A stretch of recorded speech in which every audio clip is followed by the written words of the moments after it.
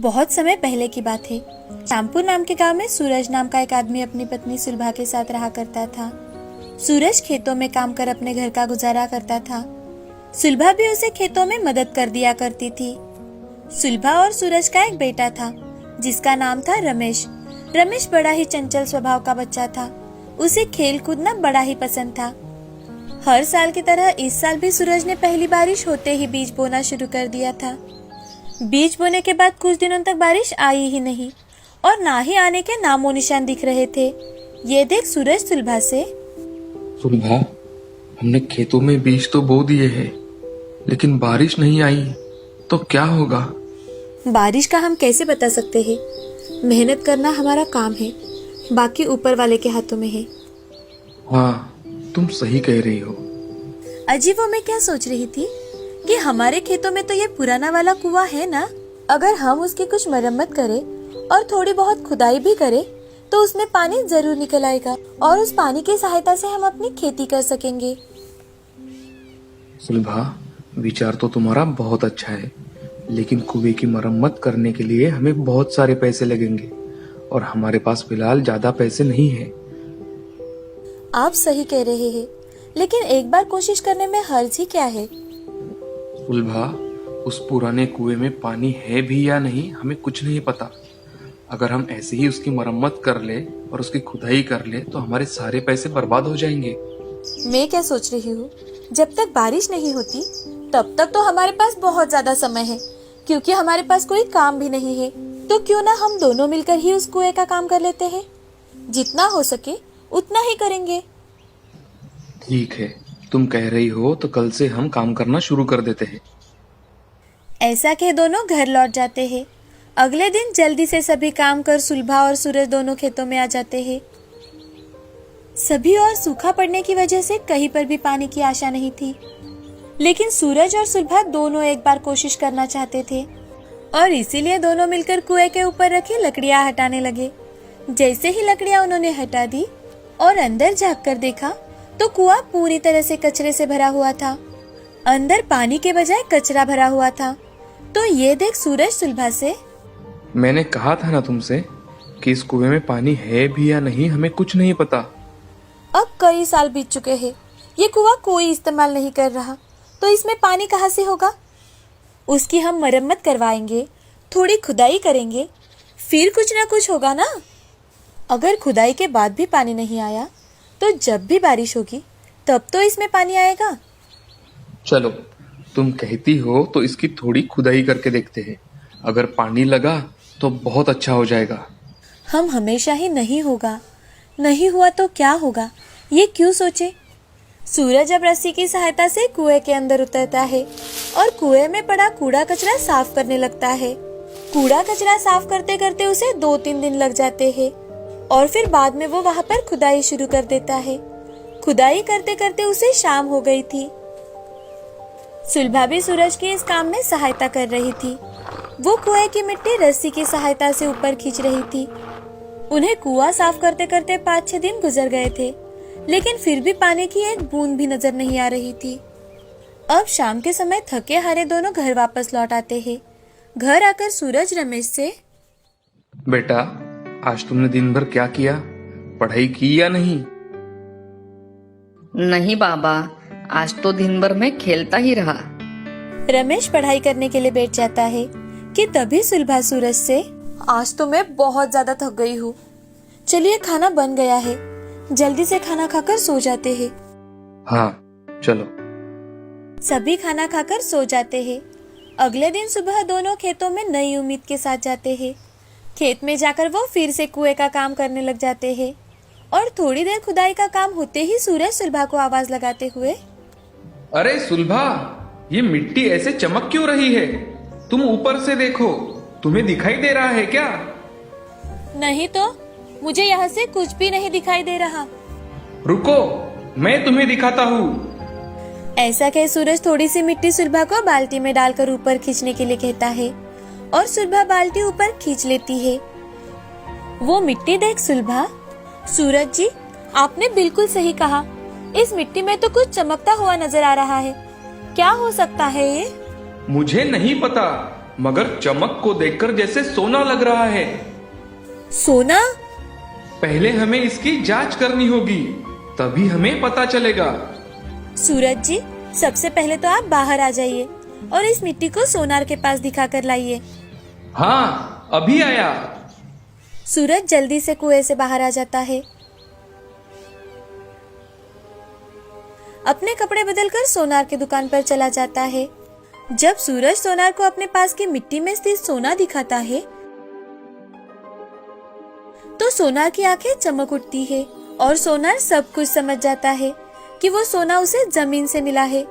तभी सोनार सूरज से, अरे वाह भाई, ये तो सोना है, सोना, जमीन का अशुद्ध सोना, इसे शुद्ध करना होगा।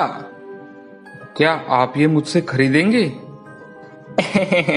हाँ हाँ, खरीदूंगा, जरूर खरीदूंगा, मगर दाम थोड़ा कम होगा भाई।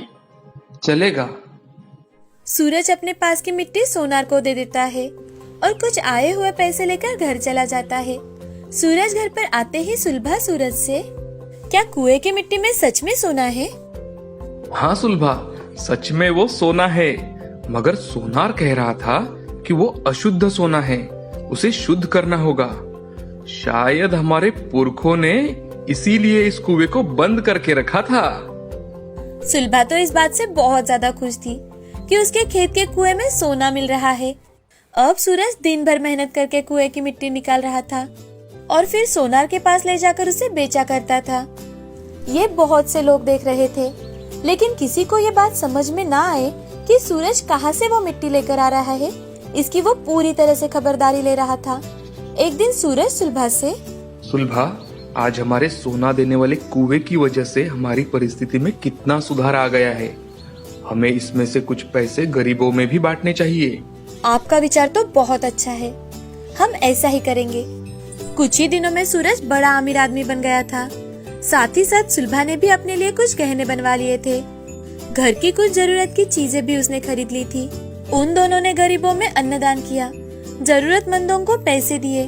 इस तरह से सूरज और सुलभा का परिवार सोना देने वाले कुएं की वजह से सुखी और समृद्ध हो गए थे।